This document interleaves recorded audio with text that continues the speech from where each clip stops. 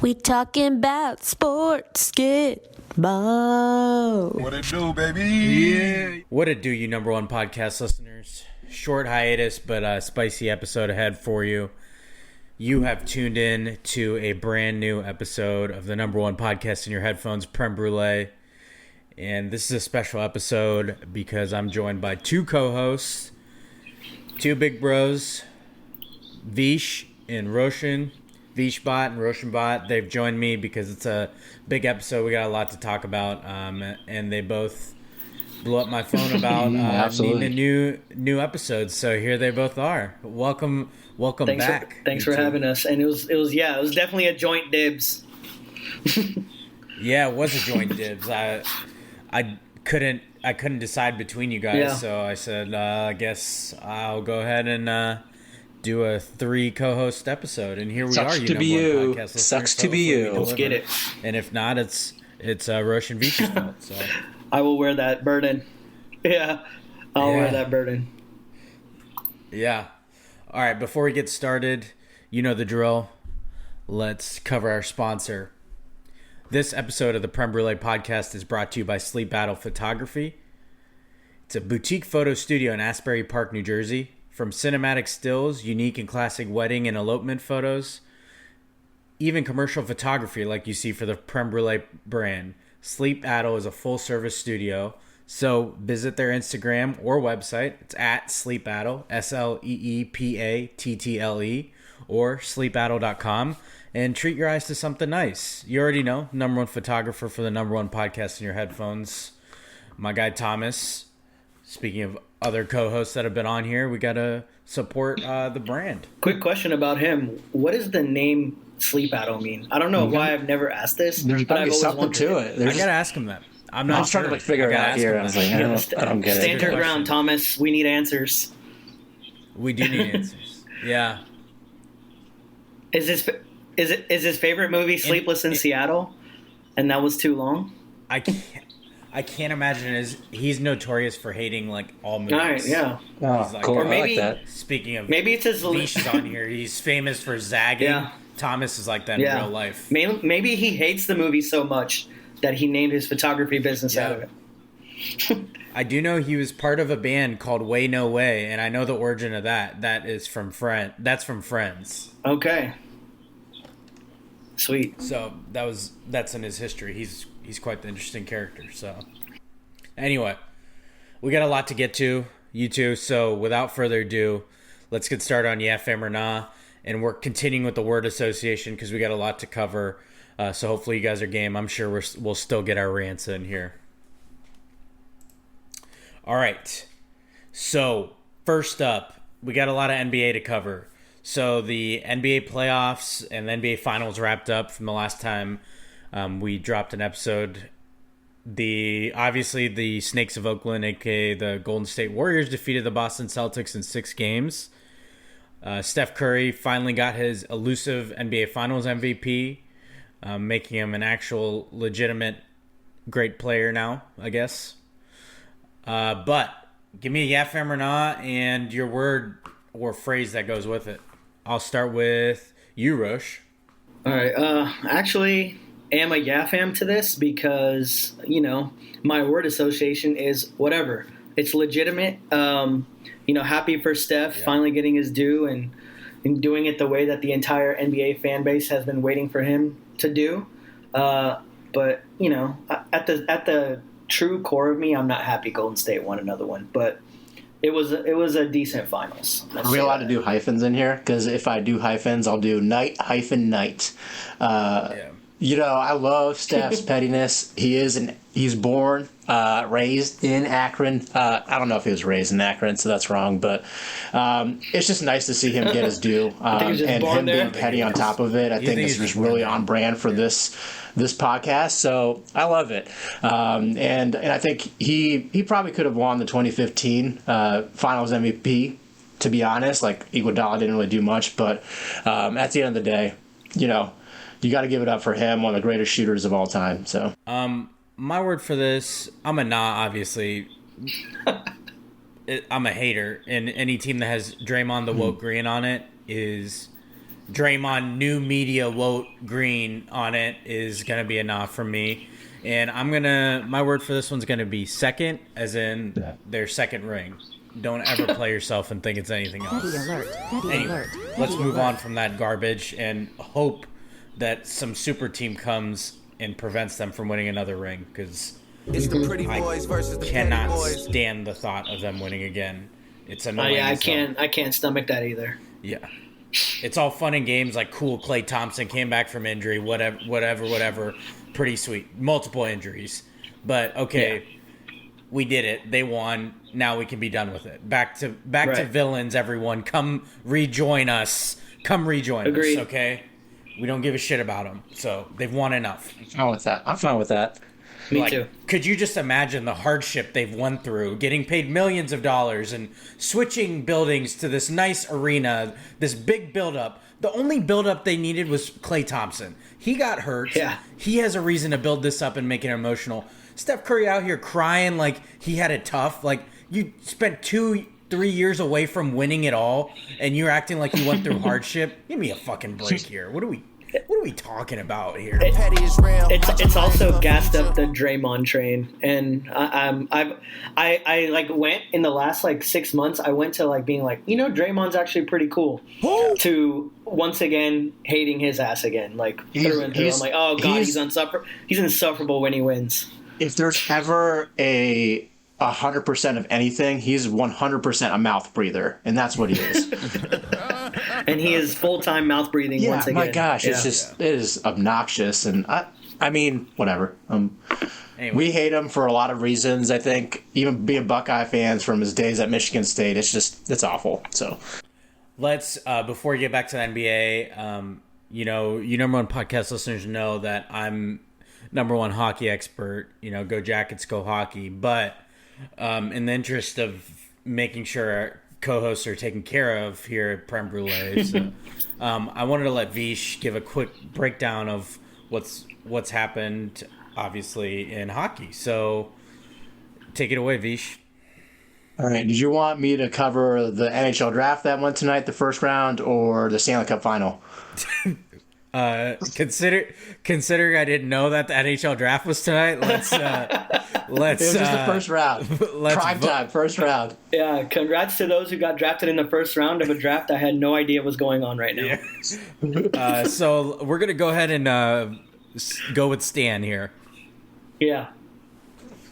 So my word for the Stanley Cup final, which is what I'm prepared for, because I love hockey, but I don't really follow the draft because it's a bit chaotic. So the Stanley Cup final was fantastic, and that's that word.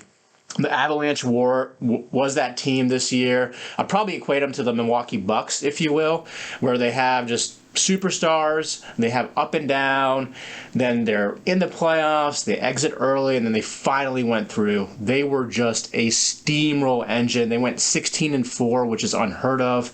They beat this dynasty. Tampa was going for back-to-back-to-back, which is unheard of even in the Stanley Cup final. And who's gonna break the news to Steven Stamkos? And then they had the Conn Smythe winner, which is like the postseason MVP, was also the best defenseman, which is the Norris Trophy. Cale Makar was incredible. Everyone wants him. A lot of people know the big names for the Avalanche if you do follow hockey, but it was just an all-out amazing offensive assault, a lot of speed too. So even if you didn't like hockey, it was great. So Bram, Roche, you guys can wake up now. Yeah, I was about to fall asleep. But I did learn that defense wins championships, apparently, still, somewhere. Yeah. You guys don't have any thoughts about this? I was gonna add in, but you kind of stole all the main points, so I just wanted no need to echo any of that. Most defensemen are actually pretty big. They're probably like our size, Brem, and then Makar is probably like Roche's size. Wow. Damn. Sorry, I had Damn. to, but it's just in context because defensemen are generally big intimidators, and Makar can do that, but he's very much versatile as the new style defender that you want on your team. Got it. Shout out the I'll remember that. Shout out the Avalanche, Peter Forsberg and Joe Sakic. You know. And for the record, people, shout out to the short kings that are not blessed with being above 6 foot, despite what Vish just said. I will be representing all short kings out there. I don't care what no one anybody had says. to know Roche's height even. All he's been on here is a floating head, and Vish had Seriously, son of a bitch. Damn. I could be, yeah. This man I have to. It's been so long since I've been on here. I had to get the shots out. You got to. You number one podcast listeners basically are part of the family group chat now because you just got a little taste of it. This is exactly what it's like every day. From the bottom of my heart, I'd like to take this chance to apologize to absolutely nobody. But anyway, now that the hockey season's wrapped up, it's important that everybody knows go Jackets, go hockey, and Absolutely. You know what clip we're about to hit. But hey, as they say in hockey, let's do that hockey.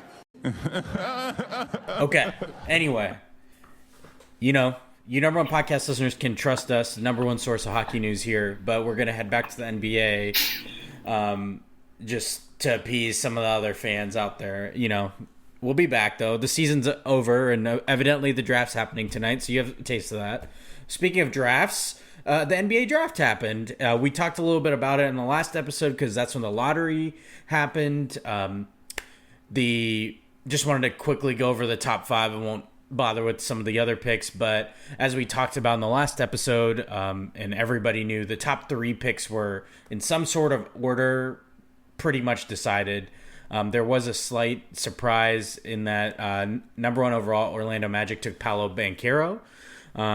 He was a prospect I personally liked the most, but a lot of people thought fit-wise they were going to go Jabari Smith out of Auburn. They didn't. They went with Banchero. The Oklahoma City Thunder stuck with Chet Holmgren at number 2, and that left the Rockets in a great position. They got whoever was left out of the top 3, and they took Jabari Smith, who's a stellar shooter and defender out of Auburn. Rounding out the top 5, the Sacramento Kings took kind of a surprise, Keegan Murray out of Iowa, and then the Pistons took a very emotional, really cool moment, but Jaden Ivey out of Purdue went to the Pistons, and it's cool. He has got ties to Detroit, his family. I think his mom is a women's basketball coach in college, but she also played for the Detroit Shock, so kind of a cool full circle moment. He gets to play in that same city that he's got family in. So anyway, we don't need to do Yeah Fam or Nah. Obviously, it's too early to tell, but just wanted to cover and put a bow on that. Did want to quick shout out to the San Antonio Spurs for selecting Ohio State's very own Malachi Branham. Let that boy cook this year. And a reverse shout out to everybody in the NBA who did not pick EJ Liddell in the first round, but shout out to you, New Orleans Pelicans, for taking him. Yeah, sure. Better surround that guy with some talent and people that can stay on the floor. Looking at you, Zion. So go Bucks, go Bucks. Go Bucks, baby. Okay, now the main event. We know that's why we showed up here. NBA free agency never freaking disappoints, does it? It never disappoints. Nope. And right out of the gate, we got money flowing in free agency, and most importantly, they always deliver, don't they? You played yourself Hall of Fame members, Kyrie Irving and King Snake Kevin Durant, out of nowhere, in the cosmic stars their heads are up in, decided they won out of Brooklyn after just 45 games together. You couldn't script a better scenario for us on the number one podcast in your headphones. You know we're loving this. But I did want to cover a few details here. Kyrie opted in first to a player option for $46 million.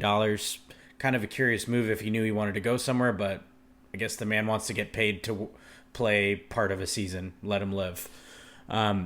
It's reported that Kyrie's only trade suitor at this point is the Los Angeles Lakers.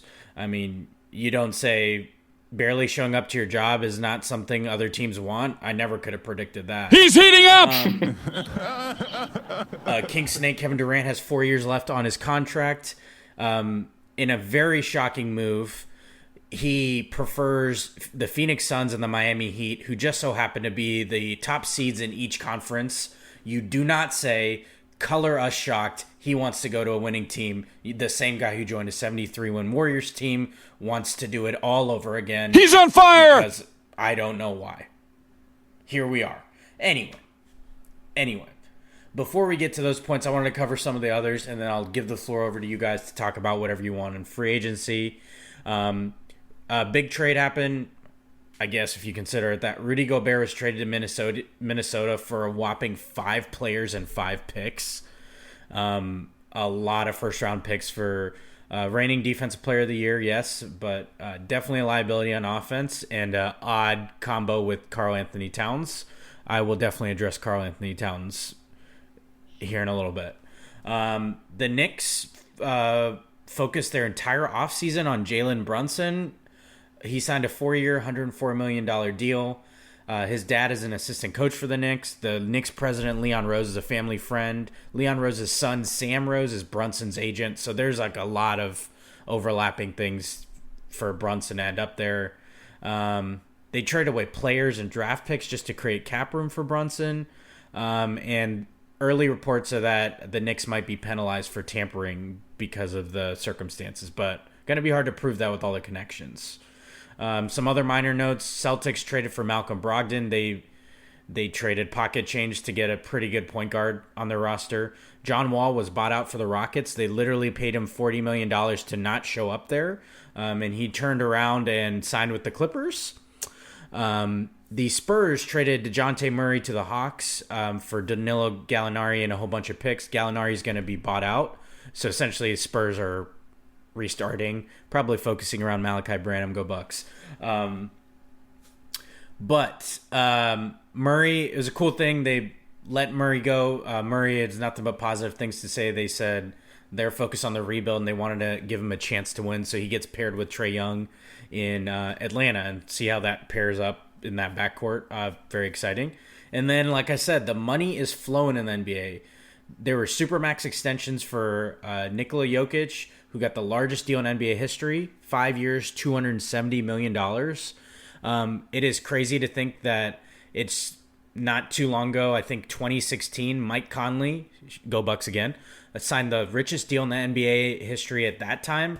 And I think that one was for roughly an average of $30 million a year. Jokic is now up past $50 million a year in just about 5-6 years, to show you how good it is in the NBA right now. Some other max extensions: Devin Booker, Karl Anthony Towns, John Morant, Zion Williamson, Darius Garland, Bradley Beal, who is very secure in Washington, D.C., evidently, because he keeps re-signing there despite him claiming he wants to win. Don't know what that's about, but I guess he got a rare no-trade clause, only the 10th in NBA history. This man found longevity in one city in a profession that is not guaranteed that, so that's the only thing I can think of why he wanted to stay. And then the Snakes of Oakland added Dante DiVincenzo. Somehow the Kings just let him walk and he signed in a very cheap deal. But the Snakes did lose Gary Payton II to the Blazers.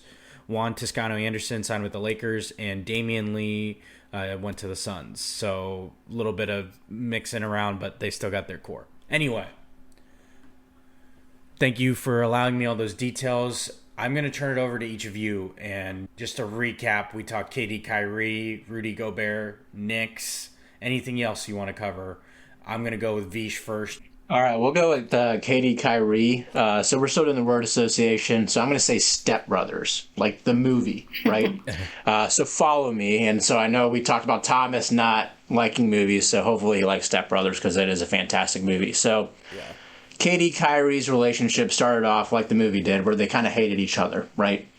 And that was the Cavs, Warriors, them going at it. And then all of a sudden they become best friends, right? They both signed with Brooklyn. KD's on podcast. I'd love to play with Kyrie, so on and so forth. And I feel like right now they're probably in the moment of, packing up, getting ready to go their separate ways.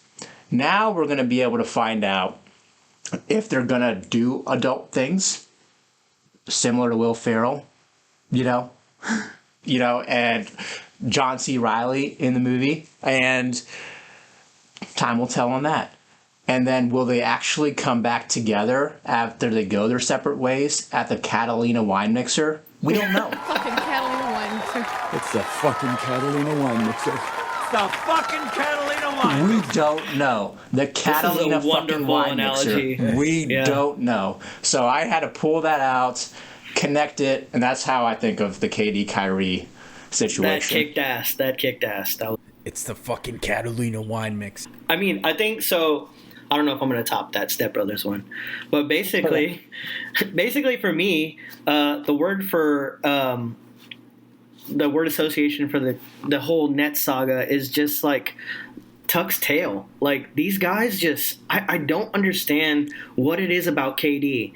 Like, OKC, he gets his ass whooped 3-1, blows a 3-1 lead, joins a 73-win team. Again, this year, wants to join the 2 number 1 seeds, and then he's like, these are the teams that I want to go to. No fucking shit. Who doesn't want to go to them? Like, ask LeBron. Like, this is the thing. It's like these, and I hate always bringing it back to LeBron, but this guy gets so much shit for being a free agent and picking teams. Yeah. He plays out his contracts and picks teams. KD has 4 fucking years left.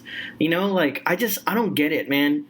And even the New York Post, like, had this headline where it said thin man has no heart, and I don't think KD's career of the last 8 years can be summed up any better. He's heating this up. Dude has no heart for the game. Like, he's a lot of talk. He's an unbelievable talent, but he's just not a competitor. I would love to see him win and shut people up, but I don't think he's capable of it at this point. Boom shakalaka! Why wouldn't they run it back with the Nets? This team is loaded. Yep. Just run it back. You have a great shot to be the number 1 seed in the league and probably win the title. I don't think anyone in the West or the East is as good as the Nets on paper, but I'm not an expert. So that's what I got to say about that. I kind of teed it off with mine, and mine is, my phrase is probably "you don't say," because I think that sums up exactly what's happening here. All right, next up, you guys, do you have anything to add regarding Rudy Gobert going to the Timberwolves? Yeah, I think the Minnesota Timberwolves massively overpaid. They gave away their entire future.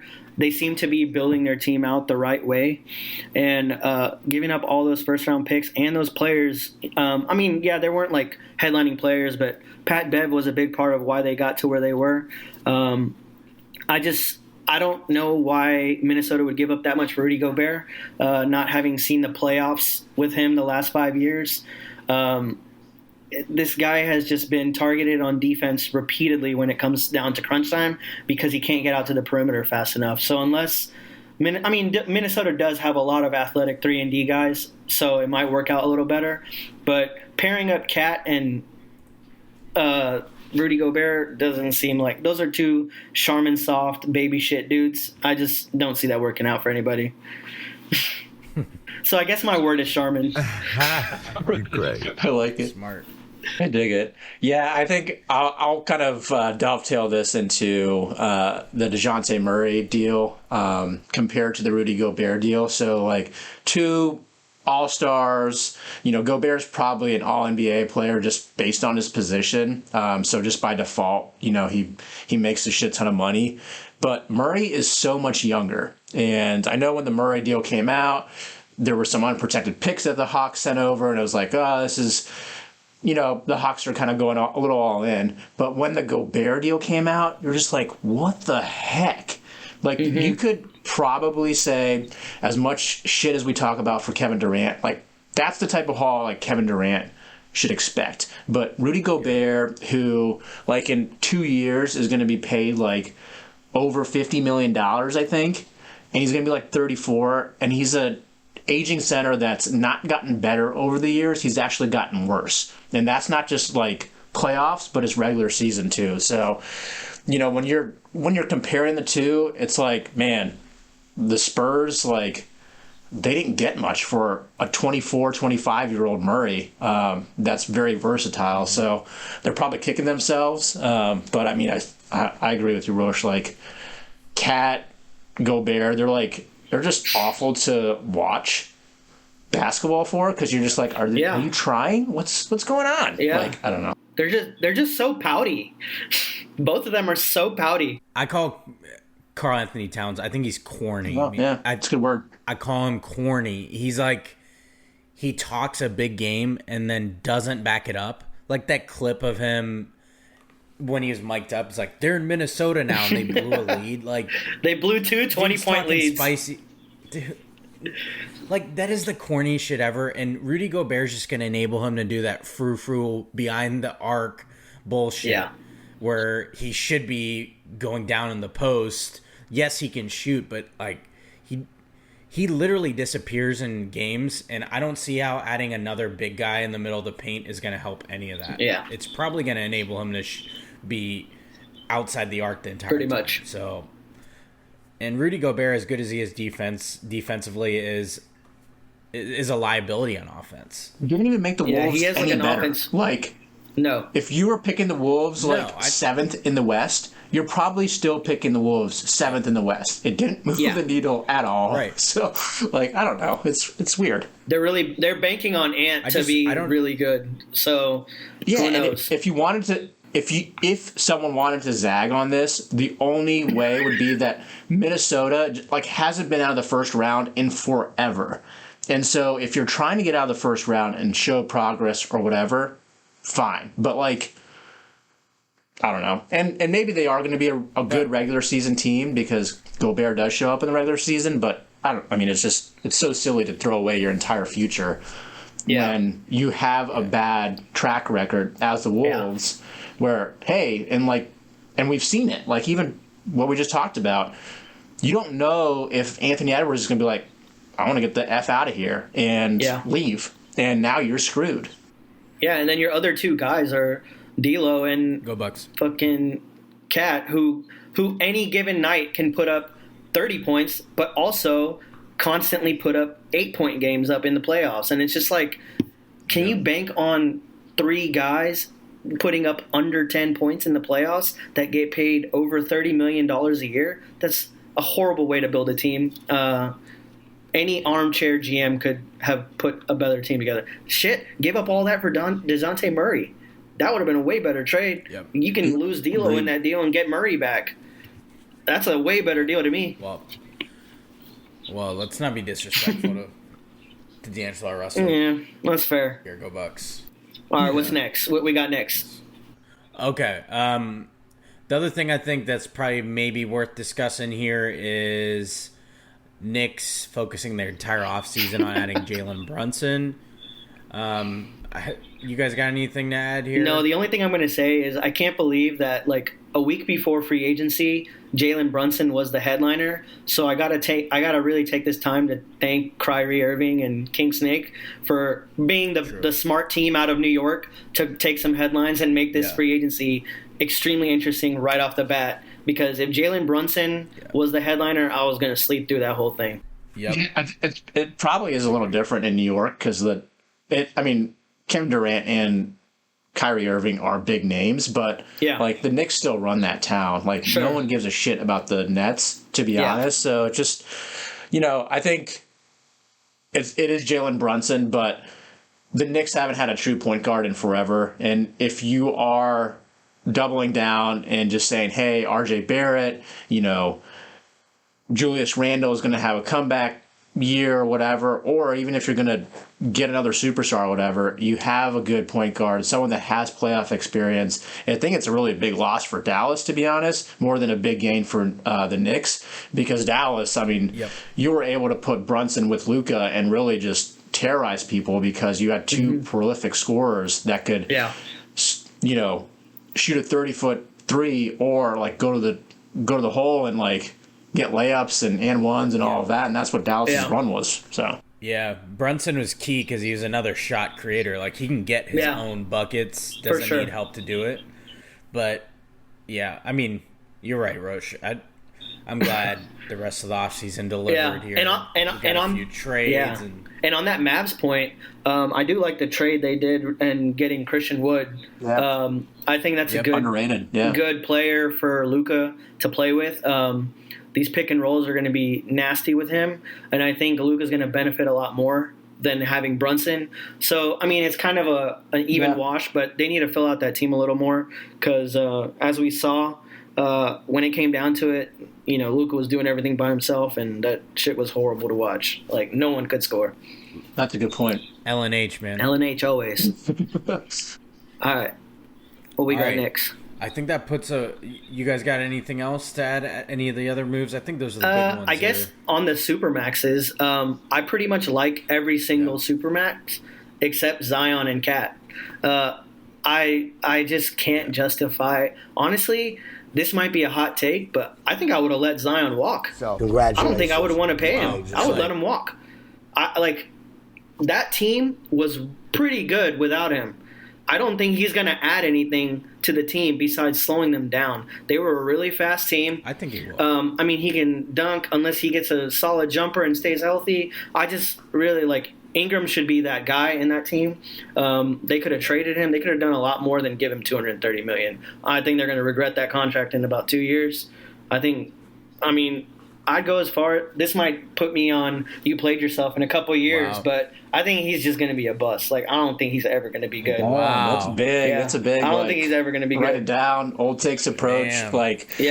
I think the only saving grace for Zion, which is tough. I mean, I think it's hard to disagree with you at this point, but the Pelicans coach, having Willie Green, these journeyman NBA players that are now getting their due. You've seen it with Tyronn Lue, even pretty much the only coach to be able to quote unquote tame Kyrie and get him to a championship form. In that 2016 finals, Kyrie was fucking nuclear on LeBron's level, and we haven't seen that really ever. And so I think that is probably the only saving grace. But to your point, Roche, Bram, you probably agree, Zion has to take in that coaching and buy into that team, because adding CJ McCollum when they did, Brandon Ingram coming about, those are just, you got some players there. So yeah.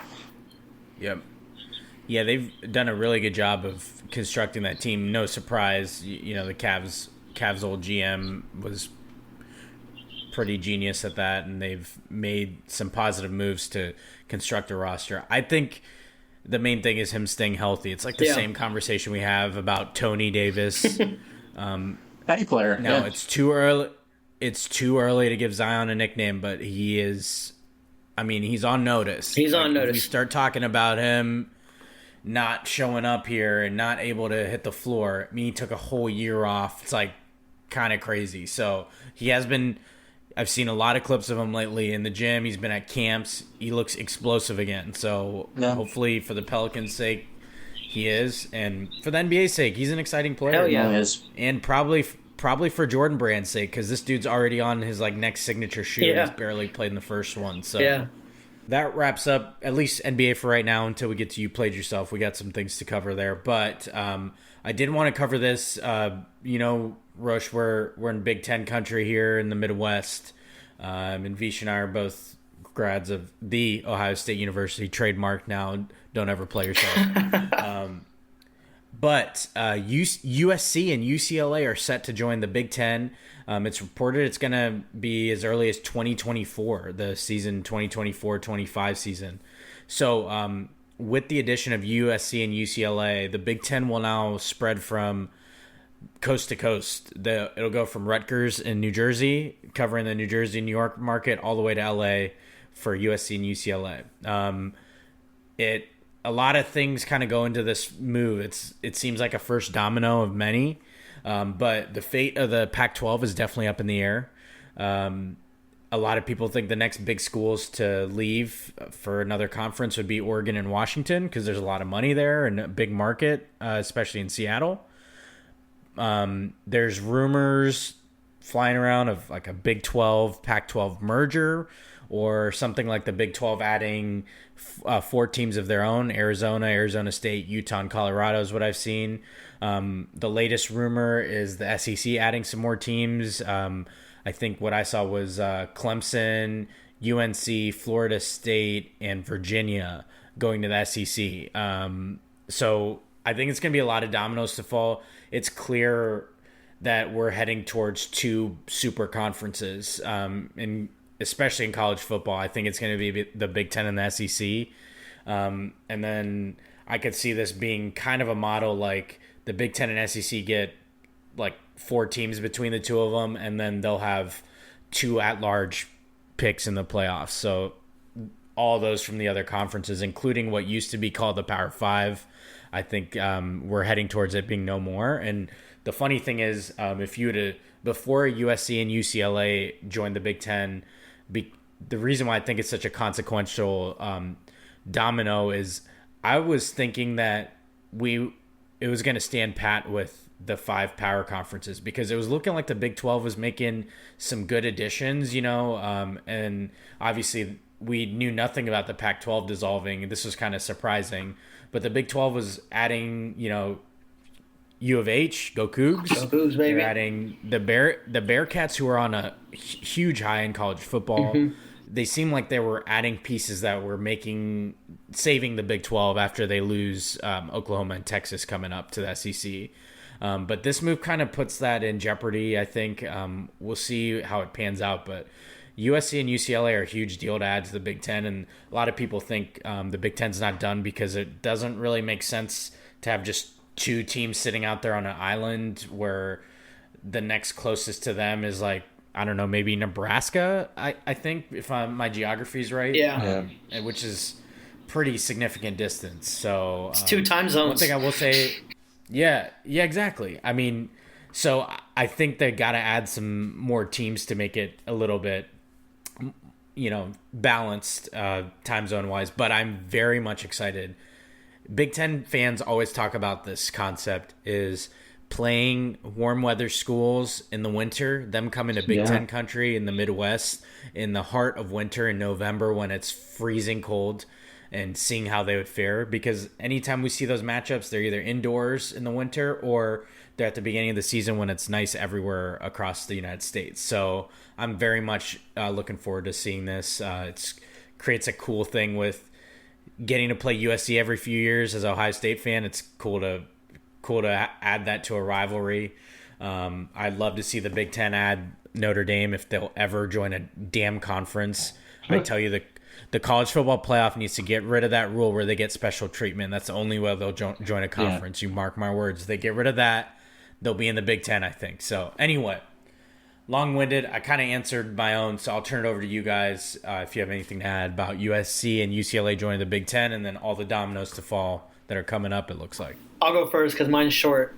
I think this is pretty good for college football, if not only to take the heat off of losing games, because they put so much stock into not losing any games. Like, I mean, as Buckeye fans, you lose one game, like your playoff shots, you're just like, fuck, this whole season's ruined from one loss. Yep. Putting more competitive, rivalries in the mix, I think opens it up for teams to have 2-3 losses and still be playoff teams. Because it's like, when it's that competitive and you're playing these ranked teams, like someone has to lose. I mean, like, what are you going to punish, like a number 3 team for losing to a number 4 team? You know what I mean? Like, so I think this is good for like competitive stuff as far as the playoff goes.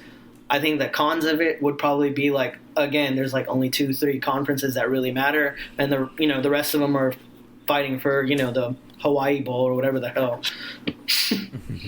Go college football. Go Bucks. Go Cougs. Amen. I think my word for this would be inevitable.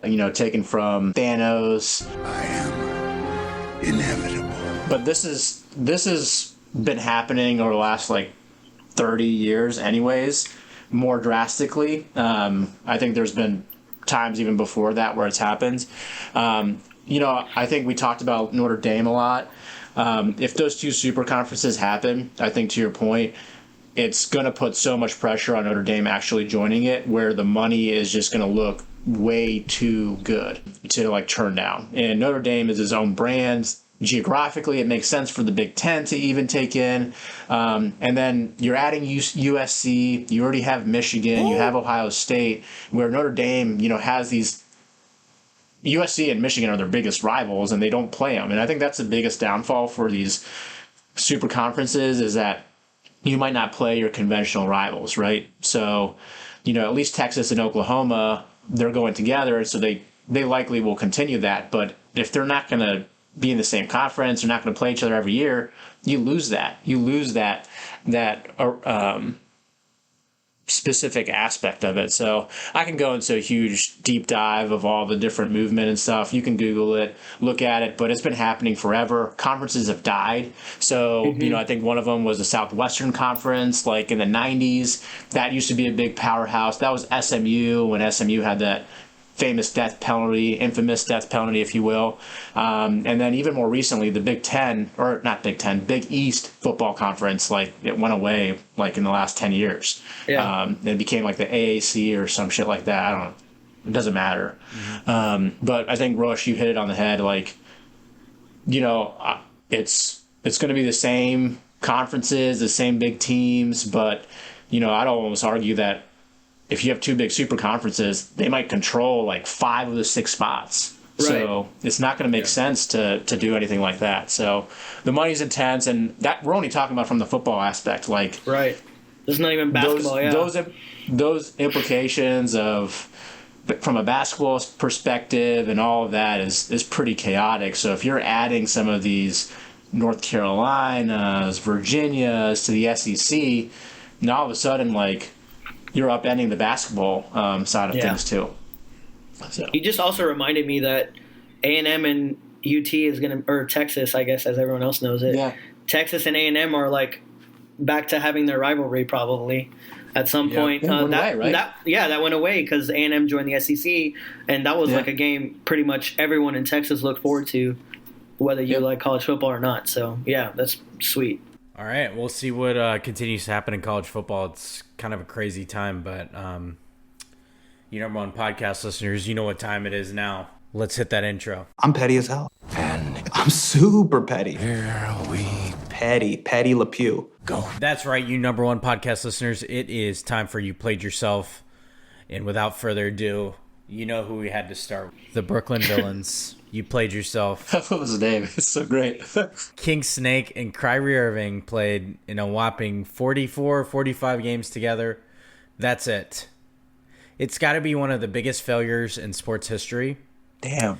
I mean, think about it. Like, to think that they had Kyrie Irving, Kevin Durant, and James Harden all on the same team, and they barely played together. And not only that, they barely won together. Oh, yeah. I think there's like one highlight of Kyrie and KD. They're like, does this go down as the best highlight in their history? I'm like, it might be their only one. I don't know what we're talking about best. What are the other choices? He's heating up! I mean, it's bad when Jim Harden seems sane and ahead of his time by asking out of Brooklyn last year. We were calling him crazy, and now he looks like a genius because he's in Philly right now. And he's going to take a team deal to stay there. I'm like, this is not the Harden I know. He's on fire! He declined his player option, and we're heading towards him not getting that kind of money ever again. Yes. The way he's been playing, I mean... He turned down a $47 million player option. Like, I was like, as a Houstonian, I had never known James Harden to be selfless. I was like, wow, he finally turned that corner. Like, taking a pay cut, I'm like, maybe he actually does want to win. And he realized he couldn't do it in Brooklyn. To be fair, he was probably selfless in all the strip clubs around Houston. Boom, shakalaka! That's true. Nice. Well done. Well done. Very, very supportive. Very supportive. To, they're independent contractors, small business owners. He's supporting small business. He's got a statue outside of a few of them, that's for sure. Yeah, for sure. Service above self, brother. Service above itself. Yeah. So, oh, God. Yeah, You Played Yourself, Brooklyn Villains. It goes without saying. I mean, this has got to be one of the biggest letdowns of a team in history. You guys take it away, Rush. You got something to add here? Yeah, I don't have much to say. I feel like we've had enough, but it's nice to lead with the headliners always, and these guys just continue to find themselves back here. What I wanted to add to this section is I saw this tweet. I can't remember who put it out. I want to say it was StatMuse, but it was duos that have played more games together than Kyrie Irving and King Snake. LeBron and Shaq on the Cavs. Dirk and Rondo on the Mavs. Pippen and Barkley on the Rockets. Wow. Hakeem Olajuwon and Vince Carter on the Toronto fucking Raptors. Wow. Yeah. Everybody forgets about What a that. throwback. Hakeem at the end of his. And Kobe and Steve Nash on the Lakers. Those 5 duos have played more games together than KD and Kyrie. That is insane. A hilarious stat to me. That's ridiculous. Yeah, that's all I Gosh. got. That's just such a joke to me. I'm like, dude, Pippen and Barkley, that was like that, and that was in a lockout year. I don't know if you guys remember. That was like a lockout year, so they still played more. And Barkley was like, already like 57 years old. Yeah, that was like Pippen requested out of there. Yeah, too, Pippen right? was Like, 57 real too. quick. Both of them. So old.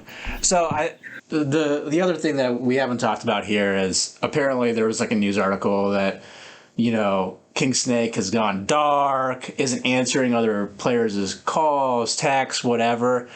And I will say he's really funny when he responds to people on Twitter, but he is just so soft because he can't get it back.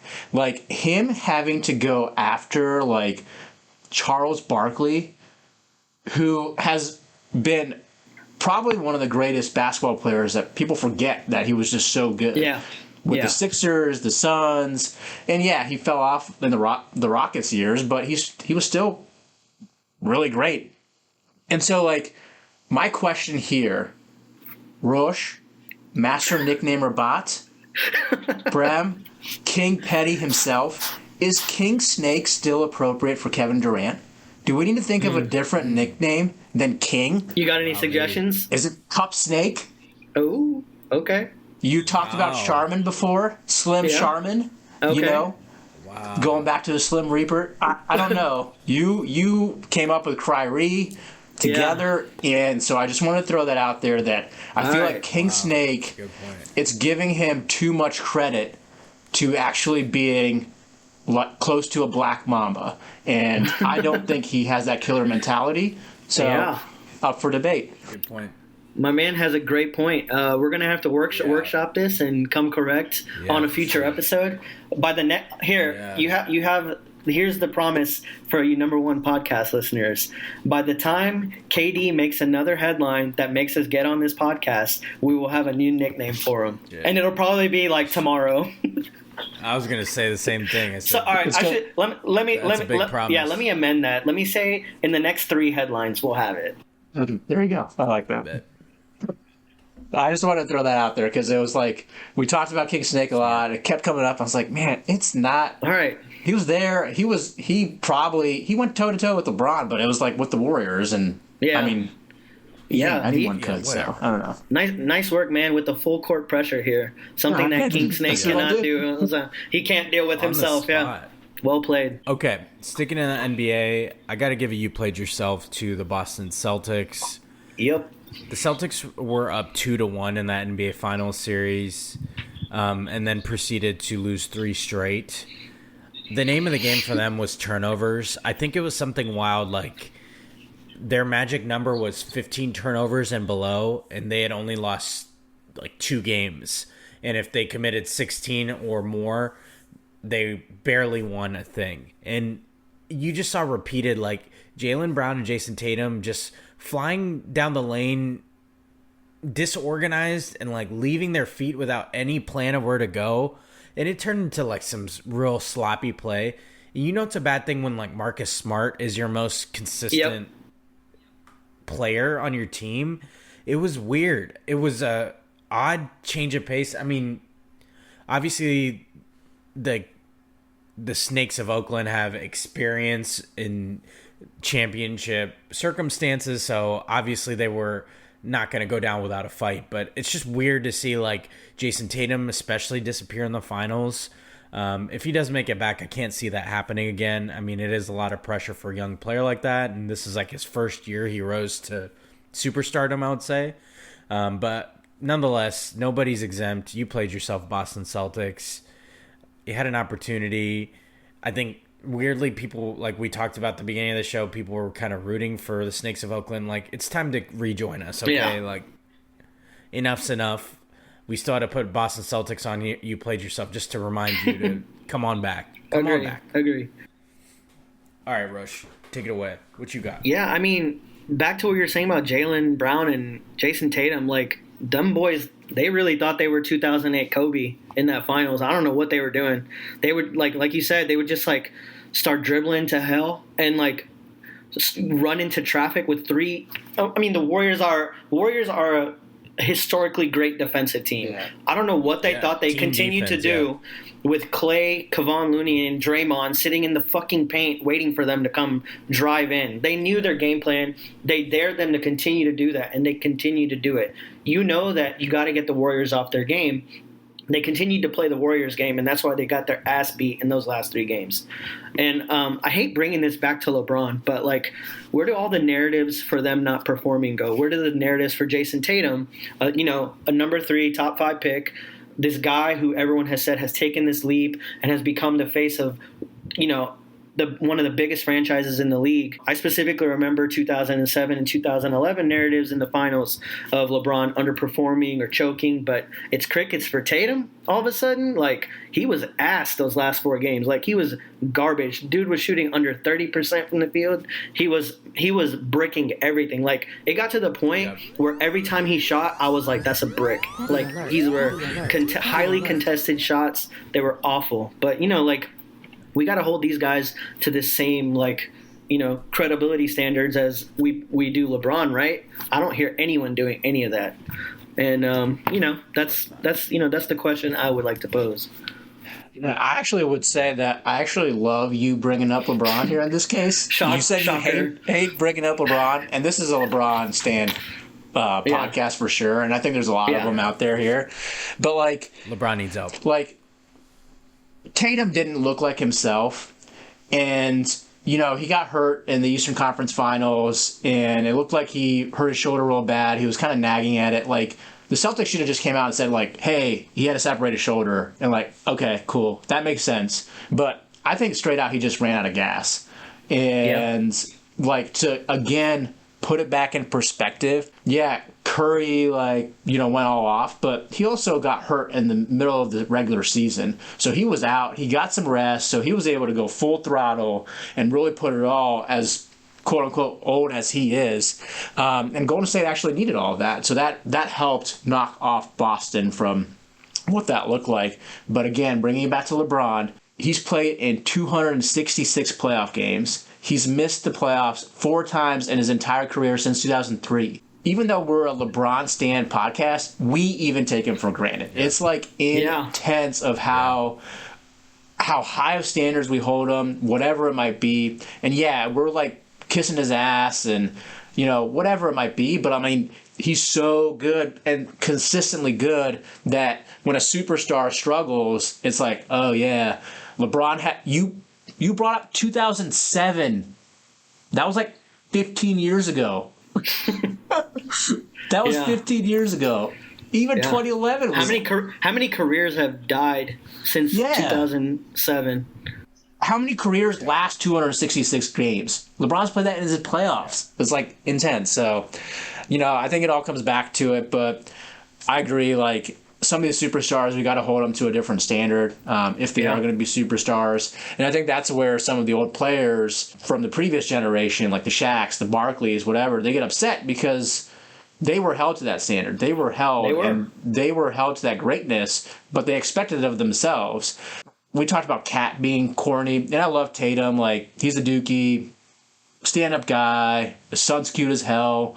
But texting Kobe, I got this, and sharing the screenshot, that's fucking corny as hell. That was the worst. That was so much cringe, what bro. What are you doing? It's okay, we know you loved Kobe. Kobe loved you. That's great. It's just weird when you're oh yeah, here's a screenshot of it. Yeah. Cool. Kobe would not have loved that performance, that's for sure. No he way. would not have. Also, I did some quick math. When you brought up how many games LeBron had played in the playoffs, 266. That's 3 times as many games Zion has played in his career. I just thought I'd throw in another Zion shot while we're in You Played Yourself. 3.12 times as many games Zion has played in his career, and he just signed a $230 million contract. Must be nice. I got beef, bro. Pay off my student loans. By the way, you were talking about Shaq. Just to connect a little tidbit, how long LeBron's been doing this. You guys talked about Shaq. Shaq's son signed a deal with the Los Angeles Lakers. Yeah. So LeBron is technically teammates with the father and son. Yeah. Now. So amazing. Here we are. And Pippen's son too, right? Like that's crazy, man. I think you've talked about this really quickly on Pippen's son. Is it weird that he's a junior? Brown, I think you've like tweeted something about this. Yeah. That they had for spelling first names. How the fuck does that even happen? It's not like it's not a nickname. Like if it's like Richard Pippen, like Richie and Rich, fine, cool, that's different. But Scotty and Scotty, IE and Y, like that's not the same name. Like it doesn't fucking count. Strange. Nope. I did some research. I guess Senior changed his spelling like when he got to the NBA because he people kept. It was something like he didn't want people to call him Scott, so the IE made it like obvious that it was a Scotty or something like that. It's the Y. So the son, I don't know. Like I genuinely don't get it. I think if you're his son and you're a junior anyway, you got to roll with how dad spelled it. Yeah, is it legally is it legally binding to be a junior if it's not spelled the same? Technically, it's a new name. Yeah, I would just change it at that point. We could have an entire podcast about debating this. Like, I guess the only part of it that I would change is like if like he actually changed his last name to Pippen Jr. Like it's like one word, not Pippen, Jr. Pippen. So I don't know. Pippen Jr. Pippen brother. Like that's his last name, Pippen Jr. I'm not gonna be able to unhear that anytime I see him. If he makes the roster, I'm just saying Pippen Jr. now, just flowing it. Okay. I wanted to, before I get back to put a bow on the NBA, I did want to put You Played Yourself. We got to cover a little bit of NFL because there was some big news out of the Carolina and Cleveland fronts, and that is that the Carolina Panthers traded a 5th-round pick for Baker Mayfield. But instead of me talking to you about this, I'm going to leave this to my bro, a past co-host and Panthers fan, Jeff Robinson. He needs to break this down for you number one podcast listeners because I like to give my resident fans the chance to really rant about what their team is doing. So take it away, Jeff. Pram, buddy, thanks so much for having me on this week. Yes, I am here as your resident Carolina Panthers fan to discuss the big NFL news of the week. Baker Mayfield traded to the Carolina Panthers. I think you might be surprised about my thoughts on it. So, can't wait to dive in. Here's what I'll say. I think overall I am not surprised by this move. First off, the Carolina Panthers have the worst quarterback room in the league, maybe aside from Seattle. So there have been rumors the last couple months that they were looking to make an addition to the quarterback room of Sam Darnold and Matt Corral. Jimmy G was linked to them. Baker Mayfield was also linked to them the last couple months, and ultimately Baker was traded to the Panthers yesterday. Now, objectively speaking, I think this is good value for Carolina. Carolina gave up a 2024 conditional 5th-round pick that can turn into a 4th based on playing time. I think it's safe to assume that Baker will be starting, so I imagine he will hit that metric, and this will most likely be a 4th-round pick, which is fine. Panthers will only pay about $4.85 million of Baker's salary. Obviously, the Browns ate most of that. Baker took a pay cut. I think we can objectively say that Baker had a great 2020. 25 TDs, 8 interceptions, a rating of 95.9. Okay, I can live with that. Also, comparing this to other quarterback deals that have been done recently. Carson Wentz, very average quarterback, traded for 2 third-round picks and a second-round pick swap. Matt Ryan, ancient. The guy is ancient. Is he 40? I don't know how old he is, but he went for a third-round pick, and there was a $54 million contract kicked on. And the best one of them all, Sam Darnold himself went for a second, fourth, sixth, and guaranteed $18 million a year contract. So, what's my point? My point is that of all these average quarterbacks to below average quarterbacks, the trade for Baker seems pretty reasonable, right? Throw him in for a year, Panthers win 7 games, Matt Rule doesn't get fired. It's all coming together, right? Wrong. This is where all the positives end for me. I think there's a couple problems that I have with this, and really the state of the Panthers franchise, the way they've managed these quarterbacks, asset management in general. Can I tell you what the Panthers have given up to get the worst quarterback room in the league? They've traded a second, a third, 2 fourths, fifth, sixth. What does that get us? Baker Mayfield, Matt Corral, and Sam Darnold, who Sam Darnold probably won't be in the league next year. So that was a botched one. Good job, Jets. Opportunity cost missed out on. What do I mean by that, Jeff? What I mean by that is I think Baker Mayfield is just good enough, and I think the Panthers do have a pretty decent roster to get them to 7 or 8 wins. That probably pushes us out of the Bryce Young, CJ Stroud sweepstakes. I think most scouts probably feel that those 2 quarterbacks are going to be franchise quarterbacks and will be one of the first 2 players taken off the board. Not to mention all the competition for those quarterbacks. Seattle's going to want one. Detroit's going to want one. Atlanta's going to want one. Saints going to want one, just to name a few. Probably Giants. Panthers aren't going to have the opportunity to draft one of those guys. They're just not. The only way they were going to be able to do that was throw out poopy Sam Darnold, win 2 or 3 games, fire Matt Rule, and start all over.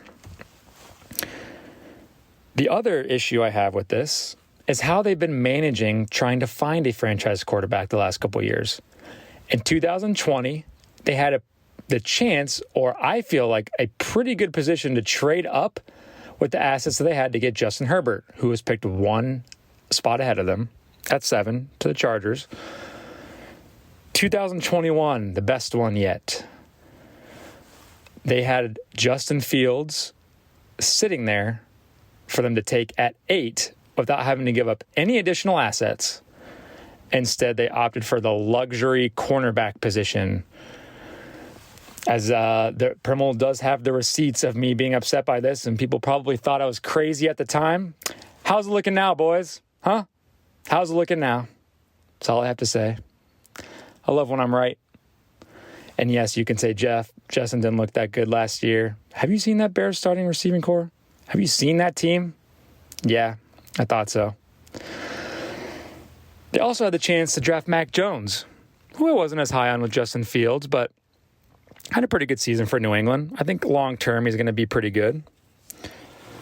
So just right there, just in the last year's draft, they had an opportunity to get their franchise quarterback, Justin Fields, without having to give up any of these additional picks. Any of them. This past draft, unfortunately, there was just no quarterbacks worthy of taking. They had to address the left tackle position. I'm fine with that. So the moral of the story here is just a complete mismanagement of the assets that they've had, draft capital, to address the quarterback position. Do I think Baker's going to have some good moments this year? Probably. Do I think he's going to be able to see over the offensive line? Well, we know he can't do that. Not to mention the fact that he's going to have to throw to Robbie Anderson, at least for now, who is publicly complaining about the idea of trading for him. We got Matt Rule, who still thinks he's in college. We got Rah-Rah Baker. I don't know what that's going to mean for us. I know we have a really bad quarterback room. I know we have no franchise quarterback in sight. But I do know that overall, the value that they gave up for Baker isn't a detriment to the franchise. It's really not. So I guess we'll see where this goes. Baker's on my team now. So go Baker. All right, I couldn't have said it better myself. Thanks, Jeffy. for that contribution. We got to get him back on here. Interesting fact, he's probably the co-host that has done the most research when I've had him on. Yeah. Good little tidbit for him. You can tell he prepped that answer, and he's got a lot of fiery. I posted a tweet. I said, be sending your positive thoughts towards my guy Jeff. There's nothing wrong with him. It's just that Baker Mayfield is his team's quarterback now. So just wanted to make sure your number one podcast listeners send him some vibes. Oh yeah, they're having a QB competition, just allegedly. Speaking of allegedly, let me wrap up the NBA. You played yourselves. I just need to remind you guys, I've seen some false reports that Steph Curry, Klay Thompson, and the WOT, Mr. New Media himself, got their 4th rings. That is incorrect. It's false. They've gotten their 2nd ring. It's their 2nd title. It's actually their first one without an asterisk. It might be their first one that actually counts. As you may recall, their other one that they do have is in 2015. They never faced a single healthy team in their path to an alleged title in which Andre Iguodala was the finals MVP. Get the fuck out of here. That should have been the only other time other than Jerry West in a losing effort where an MVP should have gone. That should have went to LeBron James. That man carried Matthew Dellavedova and company, Timofey Mozgov, to 6 games without sorry-ass Warriors team asterisk title in 2015. So I just need to set that straight. And while they're trying to crown themselves the Petty Kings, let the real King of Petty remind you that roughly 6 years ago, the Snakes of Oakland blew a 3-1 lead in the NBA Finals and lost to LeBron James and the Cleveland Cavaliers. Rebound taken by Iguodala. Iguodala to Curry, back to Iguodala, up for the layup. Oh, blocked by James. LeBron James with the rejection. Steph was the unanimous MVP on a 73-win team with 2 home games remaining, and they lost that series. So just make sure we know that the Warriors only have 2 rings, and don't ever play yourself and think anything other than that. Don't you let them point to a pinky ring or whatever. That means they skipped fingers. That's all I can tell you. Excellent. Love it. Co-signed. Love it. Yep. Yeah. Okay. So I know I've been doing kind of like outside the scope of sports, so I did want to cover You Played Yourself. And I've been doing some playful ones. I do have a playful one to kind of wrap things up. But before that, I wanted to kind of turn things over to a more serious note here. This dates back to June. A number of Tampa Bay Rays players at the time decided not to wear rainbow-colored logos on their uniforms as part of the team's annual Pride Night that recognized LGBTQIA plus community. So just a little background. Among the players who elected to remove the logo were pitchers Jason Adam, Jalen Beeks, Brooks Raley, Jeffrey Springs, and Ryan Thompson. And that's according to the Tampa Bay Times. The pitcher Jason Adam was elected to speak for the group after the game, and he said the following. And I just want to read this just so you guys are aware. And believe me, as I read this, I recognize how ridiculous it is, and I'm going to talk about it. Quote, so it's a hard decision because ultimately we all said that what we want is them to know that they're all welcome and loved here. But when we put it on our bodies, I think a lot of guys decided that it's a lifestyle that maybe, not that they look down on anybody or think differently, it's just that maybe we don't want to encourage it if we believe in Jesus, who's encouraged us to live a lifestyle that would abstain from that behavior. He continued, it's not judgmental, it's not looking down, it's just what we believe. The lifestyle he's encouraged us to live for our good, not to withhold. But again, we love these men and women. We care about them. And we want them to feel safe and welcome here. End quote. Let me just tell you right now, you number one podcast listeners, the Tampa Bay Rays, that group of players chose Jason Adam to speak for them. And he uttered that idiotic, chock full of hypocrisy quote. Absolutely full of judgment, even though he claimed they were doing the opposite. First of all, lifestyle? How antiquated and unevolved can you be? You literally have to try to ignore any bit of understanding to use that word to describe the LGBTQIA plus community that way. You went out of your way to use lifestyle. We aren't looking down on them. We want them to feel safe, but we can't put a freaking uniform patch on because we don't encourage something we have the audacity to think is a lifestyle choice. Give me a fucking break. No religion on this earth teaches that sort of divisiveness. And to hide behind your religion as an excuse to fluff up bigotry is unacceptable at this point. It is freaking 2022. But, you know, Vish and Roche, who am I kidding here, right? With what's been going on lately, with the amount of shootings our country is enduring and the rights they're taking away from our LGBTQIA plus people and the unequal treatment of minorities, women, all across the board. These hypocritical, idiotic, privileged, ignorant Rays players were just the tip of the iceberg and a microcosm for this shitstorm we found ourselves. I'm sorry I had to evolve into that. That's one that spilled into sports, and you know I'm not shy away from that, but I just think it's utterly ridiculous that you're going to release a quote that's completely contradictory to what you're spewing out of your stupid mouth. So, Jason Adam and those Rays players, you played yourself, but again, just a microcosm of what shit is going on around all of us at this point. Yeah, I don't think there's much to add to what you said. I think it's obnoxious, and I think if we're on a serious note, I think even what's going on in Akron, so like with Jalen Walker and just the mistreatment of people and just how people, and then you see a mass shooter in a parade for July 4th and gets the benefit of the doubt and was fleeing, and there's just all this hypocrisy that exists, and it's just sad. And even like right now, how the city that I live in right now, which would never think that, but it happens. We're under a curfew just so that there's a respect to the peaceful protest, but just making sure that when emotions run high, it just gets chaotic and in the right ways, and it continues. And we saw that with the overturn of Roe v. Wade, and it's not about politics or being on one side or the other. And I think we've done that for so long, and the Rays and what you just went through, like what you just talked about, Bram, here, and what they were talking about, it's just rough, just to see the world come to it. Yeah, I pretty much agree with everything both you guys said.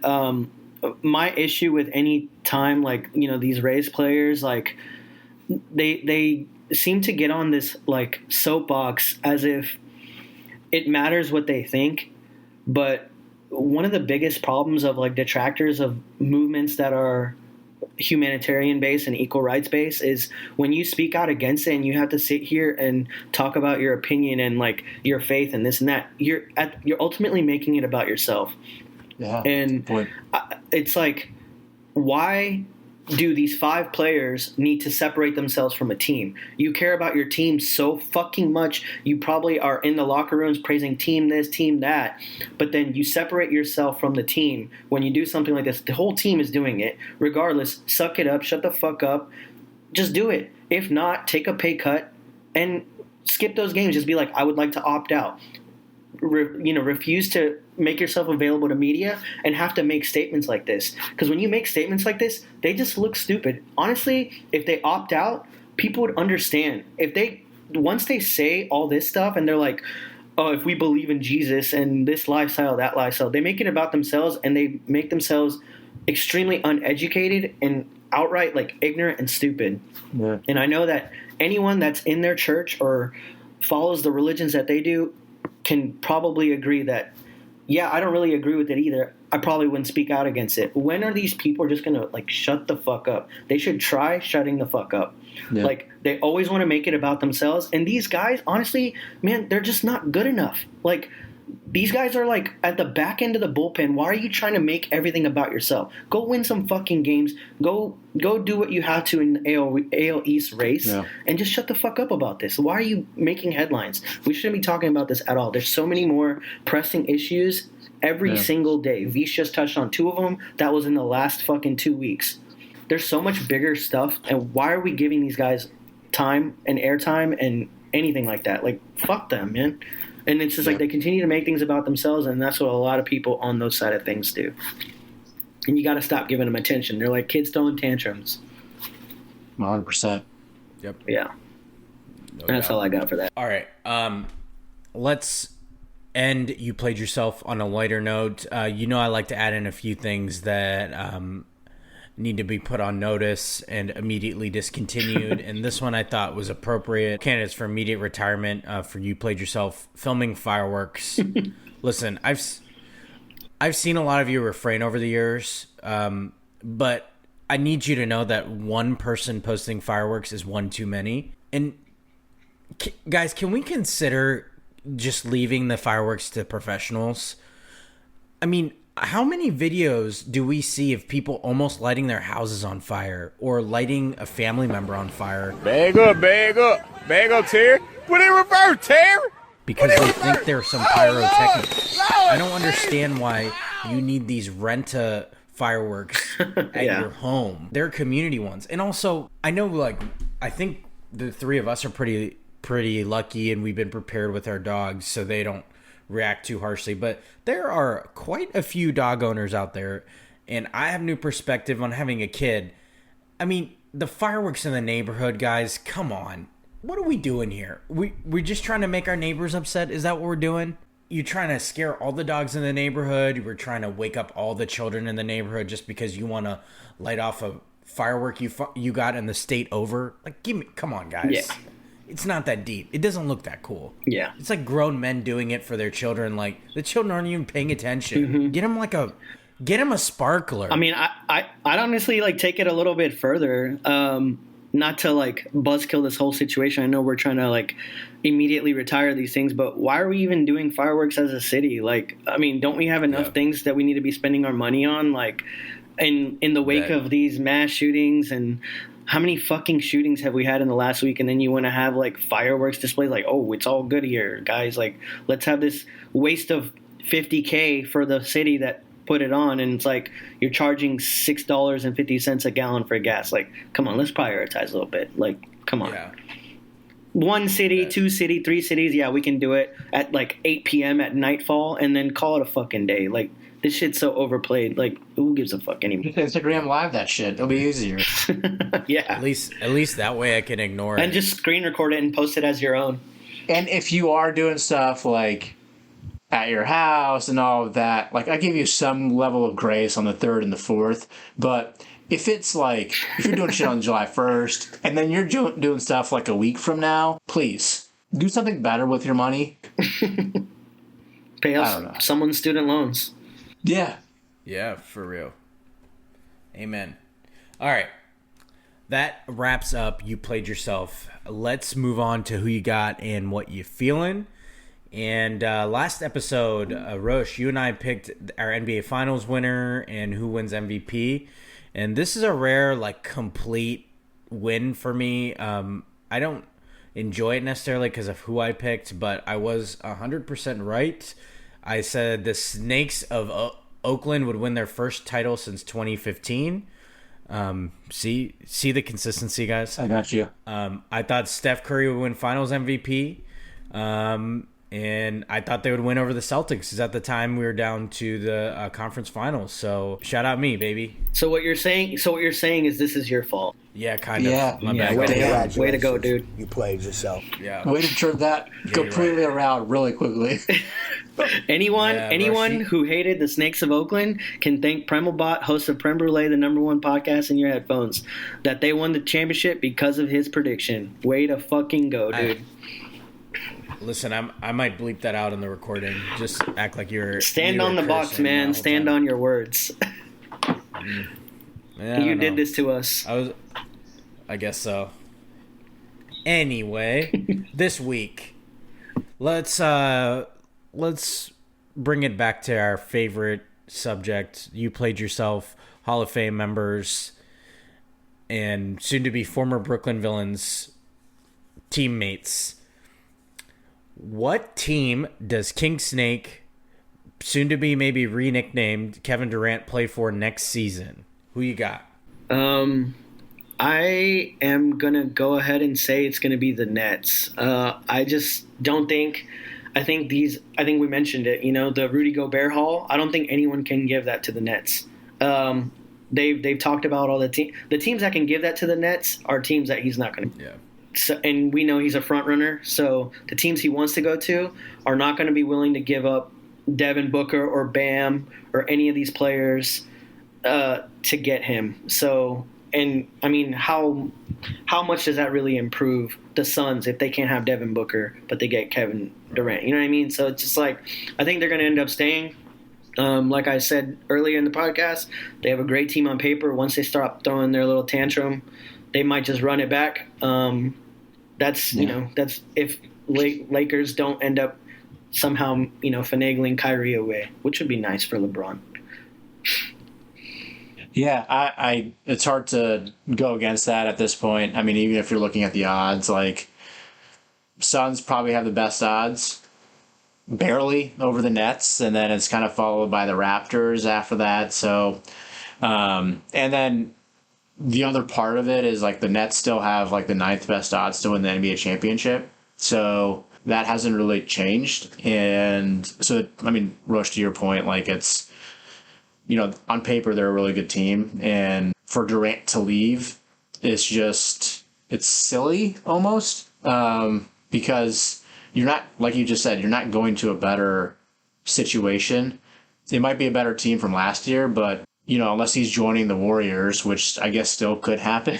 But again, the Warriors would have to mortgage their entire future. They're not signing Kevin Durant as a free agent. So, you lose all that depth, you lose all those different things for a 34-year-old player that's coming off, 2 years removed from an Achilles injury. Yeah, he's one of the greatest probably in the game, top 15, but is a big thing, and he hasn't really shown much as of late. So this is a tricky one. My hunch is I'm going to kind of go a little bit left field. I'm going to go with the Heat. I think the Heat would be okay with letting go of anyone besides Jimmy Butler, and I think that makes it a little bit more plausible. Yeah. I think the Nets don't have to depart with Durant, so to think that they would all of a sudden be okay with the Suns not offering Booker and offering some of their other pieces, I don't think it's one of those things where Durant has any leverage or anyone has any leverage where they can wait it out for the Nets to cave. So I think the Heat could probably put together a pretty good package for Durant with the young players they have, including Bam Adebayo, because I think Jimmy Butler and Kevin Durant makes them an immediate top team in the East. And I guess we'll see what happens. Honestly, I could see him staying with the Nets because he doesn't have a no-trade clause, and he's got 4 years left on his deal. So it's obviously seems like it's kind of a win for Kyrie, and it's more of an if for Kevin Durant. So yeah, I would say the one caveat is the Heat can't trade, or the Nets can't get Bam Adebayo unless they trade Ben Simmons. So they both are on rookie extension, so they actually can't. There's like a CBA rule or some shit that Bobby Marks has talked about, tweeted about, said podcasts about, so Bam Adebayo can go to the Nets, but then the Nets would have to get rid of Ben Simmons as well. So it's like a weird thing that they have. But yeah, so that's the only caveat. So really the Heat don't have much to offer. Right. Hey, do you want Duncan Robinson? No. Yeah. You can keep him. Tyler Hero, yeah. Yeah. So I don't know. Anyway. The Celtics are actually an interesting one because they could actually package a Jaylen Brown, Marcus Smart, a few picks, and really go all in for a title. Why not? True. I kind of like that. Yeah. But I mean, it's going from one East team to another East team, so it's tough.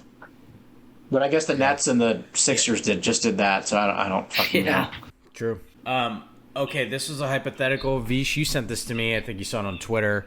If Jamel Hill. Kyrie Irving, Jamel Hill tweeted this. If Kyrie Irving had gotten vaccinated, like he damn well should have, the Brooklyn Villains would have finished where? So you're talking how many, not necessarily how many wins, where do you think they'd finish? How far do you think they would have gotten in the playoffs? And would they still stay together? How many wins would they have had? I would probably say in the high 40s, low 50s. I think they probably would have finished around there, but I think they would have been a lot more potent in the playoffs. Their seeding would have been better. They would have not faced a very hungry Celtics team round one. I see that their season would have been much better. I don't see that they would have won the championship, though. I think it's all kind of a moot point at this point, but it's fun to talk about just because Kyrie's such an easy target. Yeah. Well, I think he's a teammate of LeBron again. That's true. I think Harden probably doesn't even leave if Kyrie got vaccinated too. That's a good point. So I think, all said and done, they probably are one of the top seeds. And if everyone stays healthy and includes like all their teams, Milwaukee's probably, Boston was there and they were a good team, but, Milwaukee obviously was missing Chris Middleton, and they probably could have even beat the Warriors because like no one's guarding Giannis on Golden State. So like, I think that's the only team that I would have said, if everything's all healthy, everyone's there, maybe Milwaukee gives them a run for their money. But Kyrie, Jim, KD, nickname to be determined. It's going to be hard to beat that team. Yeah. And they had some depth too. Yeah. Like they had Dragic and like Patty Mills. Yeah, I think they would have been one of the top seeds. I probably saw their ceiling being conference finals because of what we outlined. Vichy brought up a great point. Like in this alternate universe, maybe someone beats up on the Celtics, but you still have the Celtics as a competitor. You have the Bucks, you have the Heat. So between those, I can't imagine.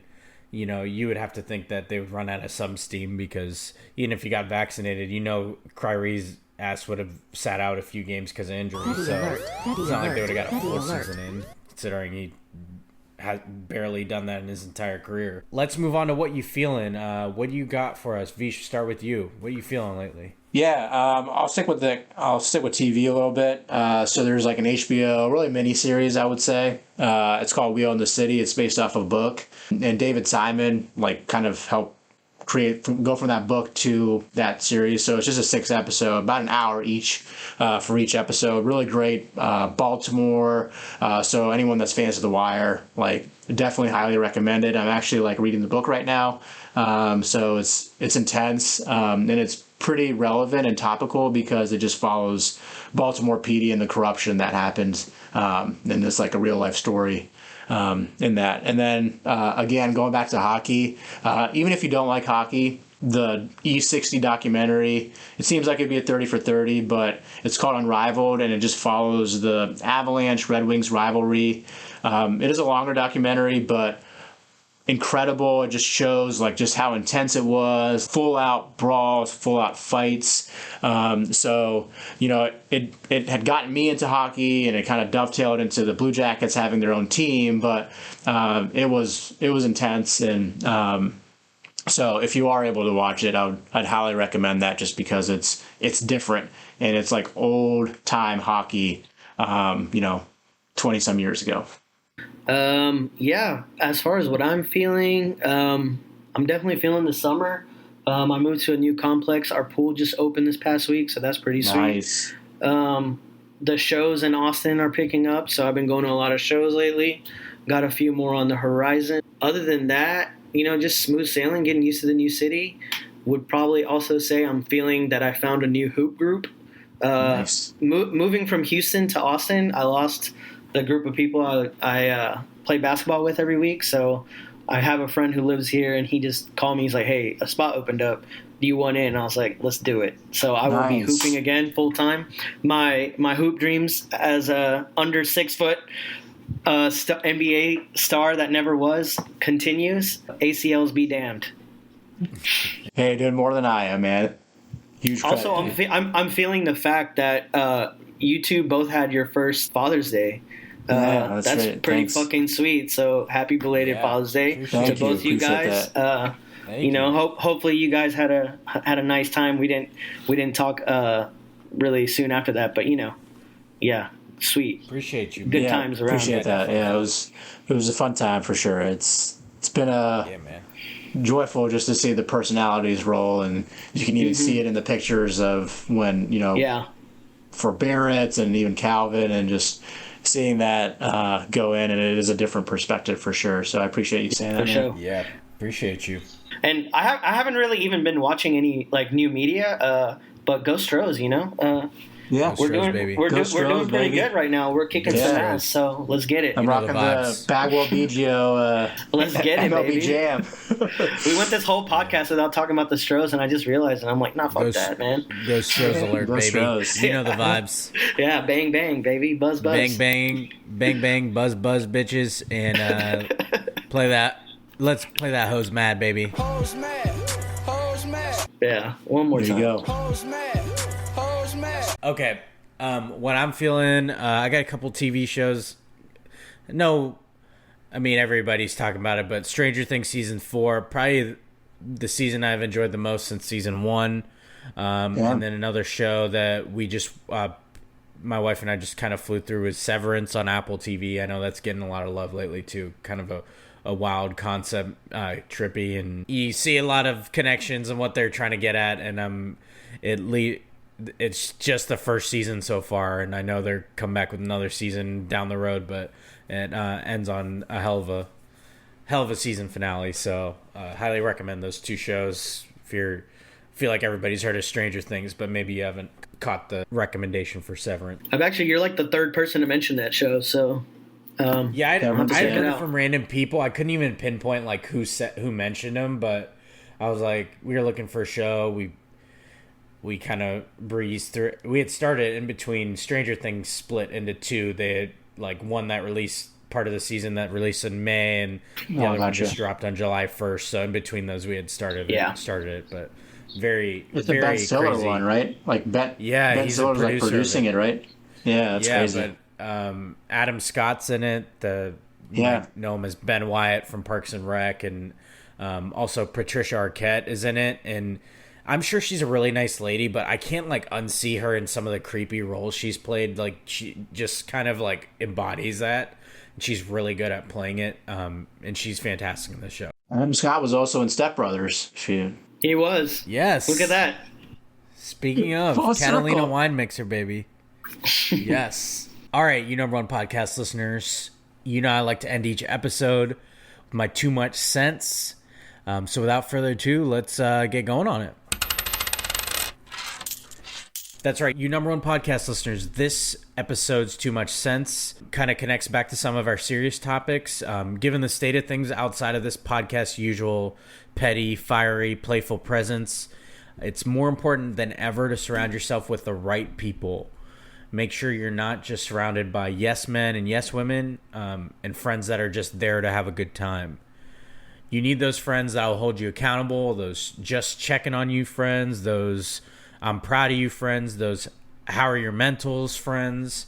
With everything so heavy, you got to surround yourself with people that can share the burden or at least help provide a healthy response to that burden. Some people that you can really talk to, because just having a good time may help temporarily, but that heaviness will still be there waiting for you to make a lasting, healthy response after that temporary relief. So might as well handle it now and surround yourself with people that can you can learn from and help balance that stuff and talk to things about. So that's my too much sense for this week. Good one, man. Nice, love it. It's a good one. Yeah. All right, you number one podcast listeners, that does it for our special edition of the number one podcast in your headphones, Prem Brulee. I've been your host, Premel Bot. I've been joined by two co-hosts this time, my big bro, Vish Bot, and my big cuz, Roshan Bot. Thank you both for being on here. Thank you for both calling dibs. It's fun to do these triple co-host episodes. Yes, sir. It is good. You number one podcast listeners, a peek behind the curtain. They're a absolute bitch to edit, so hopefully you enjoy this one because they're fun to record. It's just the editing in between is not fun for you, boy. But anything for you, you number one podcast listeners. You know the vibes. You're my people, so you deserve it. The dedication that Prem Brulee puts into this is intense. So putting it out for all you guys. Yep. He's the first one in, last one out type of guy. You know, gym rat. Real gym rat. A coach's son. Coach's son. Yeah. Yeah. You know, student of the game right here. Student of the game, yeah. What it do, baby? Yeah. You number one podcast listeners, I want to thank you for tuning in to another edition with three co-hosts this time. We will talk to you on the next edition of the number one podcast in your headphones, Prem Brulee. Peace. Peace. Peace. What? Did we just become best friends? Yup.